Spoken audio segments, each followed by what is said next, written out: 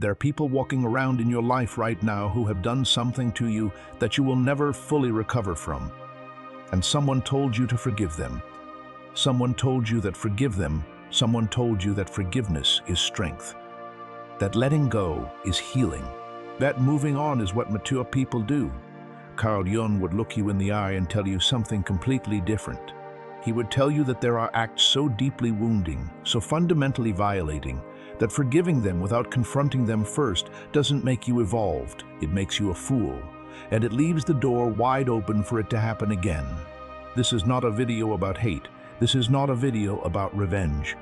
This is a video about the truth that most people are too afraid to say out loud, that some things should not be forgiven easily, and some people do not deserve your peace until they have earned it back. Jung spent his life studying the human psyche, the shadow, the unconscious, the parts of ourselves and others that we refuse to look at, and what he found was disturbing. He found that when people suppress pain, when they bury betrayal under a false smile and call it healing, the wound doesn't disappear. It goes underground. It shapes their behavior, their choices, their relationships for years, sometimes forever. The pain you refuse to acknowledge doesn't leave you, it leads you. So before you rush to forgive someone who broke something in you, ask yourself this: have you even fully looked at what they did? The first act you should never quickly forgive is betrayal disguised as love. There is nothing more psychologically destructive than someone who uses your trust as a weapon against you. A person who gets close to you, learns your fears, your secrets, your soft places, and then uses all of that to manipulate, control, or humiliate you. That is not a mistake. That is a strategy. Jung called this the shadow operating through a persona, the mask of love worn by someone who is actually feeding their own darkness at your expense. When someone betrays you through intimacy, through the sacred space of closeness, the damage is not just emotional. It rewires how you see the world. It makes you doubt your own perception of reality. That kind of damage does not deserve a quick, cheap forgiveness. It demands accountability first. The second act is public humiliation. There is a specific kind of cruelty in humiliating someone in front of others. It is not an accident. It is a power move. It is someone deciding, consciously or unconsciously, that making you small in front of others makes them feel large. Jung understood that this behavior comes from a deeply wounded ego, someone whose own sense of self is so fragile that they need to diminish others to feel stable. But understanding why someone does something does not mean you owe them absolution. A person who publicly humiliates you has tried to remove something from you that cannot easily be returned, your dignity. And until they genuinely reckon with that, your forgiveness would be nothing more than you handing them permission to do it again. The third act is gaslighting, the systematic distortion of your reality. If someone has looked you in the eyes and made you question your own memory, your own sanity, your own experience of what happened between you, that is not just dishonesty, that is psychological violence. Jung wrote about how the unconscious can be manipulated through others. When someone consistently rewrites the truth to protect themselves at the cost of your mental stability, they are not just lying. They are reaching into your mind and rearranging it. The aftermath of gaslighting is brutal. You stop trusting yourself. You apologize for things you didn't do. You shrink yourself down to fit inside their distorted narrative. No, this does not get forgiven casually.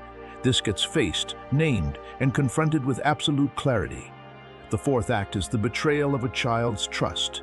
This one requires no philosophical debate. When an adult, a parent, a guardian, a mentor, violates the trust of a child through abuse, neglect, abandonment, or cruelty, the scar runs deeper than words can reach. Jung was profoundly affected by his own childhood wounds and wrote extensively about how early betrayals shaped the entire architecture of the psyche. A child cannot protect themselves. A child cannot choose who they trust. When that trust is broken by someone who is supposed to protect them, the damage echoes across decades. Society tells survivors to forgive for their own peace. But peace cannot come from swallowing poison and calling it medicine.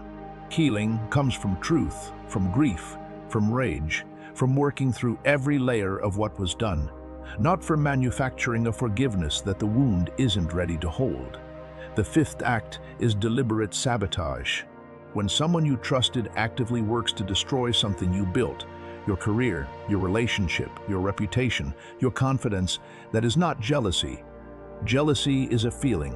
What they did was a choice, a series of calculated choices. Jung talked about the shadow projecting itself outward, the person who cannot tolerate your light because it reminds them of their own darkness. But their psychological crisis is not your responsibility to absorb. If someone sabotaged you with intention, with planning, with full knowledge of what they were doing to your life, a soft forgiveness without confrontation is not wisdom, it is surrender. The sixth act is a repeated violation after forgiveness. This one is perhaps the most important of all, because it reveals something about the nature of forgiveness that most people refuse to see. When you forgive someone and they go right back to the behavior that hurt you, not once, not twice, but in a pattern, you are not dealing with someone who made a mistake. You are dealing with someone who sees your forgiveness as a reset button that lets them keep going. Jung warned about the unconscious patterns that run beneath people's behavior. Some people are not capable of change, not because they are evil, but because they have never faced their own shadow. And your repeated forgiveness is actually enabling them to avoid that confrontation. At some point, forgiving someone who never changes is not compassion. It is complicity. The seventh act is the unrepentant offense. This may be the hardest truth in this entire video. Forgiveness given without remorse is not forgiveness. It is abandonment of yourself. When someone hurts you deeply and feels no genuine regret, offers no real accountability, no attempt to understand the damage they caused, your forgiveness means nothing to them. Worse, it means nothing to you. It becomes an act of self-erasure. You are telling yourself that what was done to you didn't matter enough to require acknowledgement. Jung believed that true healing requires bringing what is hidden into the light. Forgiving someone who has never truly seen what they did keeps everything buried. It keeps you buried. Here is the truth that no one wants to say. Forgiveness is not always the highest spiritual act. Sometimes withholding forgiveness is the most honest thing you can do. It is a signal to yourself that what happened to you was real, that it mattered, that you matter. It does not mean you live in hatred. It does not mean you wish destruction on someone. It means you refuse to let the world lie to you by telling you that the fastest path to peace is pretending that what was done to you was acceptable. Carl Jung understood that the path to wholeness is not a smooth road paved with premature peace. It is a brutal descent into everything you have avoided. Feeling, everything you have buried, everything that was done to you in the dark. You do not heal by skipping the darkness. You heal by walking through it with your eyes open. So the next time someone tells you to just forgive and move on, ask yourself whose peace you are really protecting. Because the most powerful thing you will ever do is look at what happened to you clearly, name it without flinching, refuse to minimize it for anyone's comfort. And then, only then, decide from a place of genuine power, not fear, not social pressure, not exhaustion, what that experience deserves from you. Some wounds don't need forgiveness. They need witnesses, and sometimes the most important witness you will ever have is yourself.